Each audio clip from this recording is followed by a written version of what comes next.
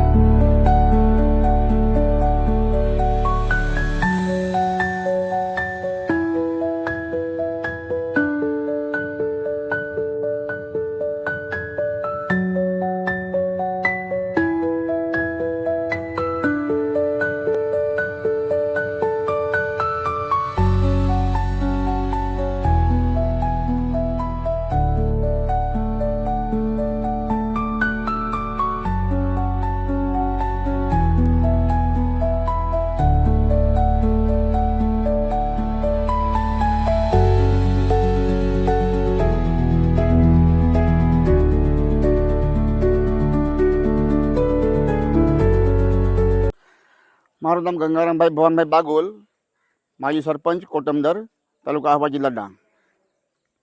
શાના માટે આપણે ચૂંટણી બહિષ્કારનો રણસીંગું? સાહેબ, અમે છે ને આગળ પડીને લોકોને આશ્વાસન આપીએ છીએ કે કામ થશે અને આપણો પુલ બનશે, આપણો રોડ બનશે, પણ છેલ્લા દશકા સુધી અમે રાહ જોઈ રહ્યા, પણ અમારા ગામમાં નથી પુલ બન્યો, નથી રોડ બન્યો.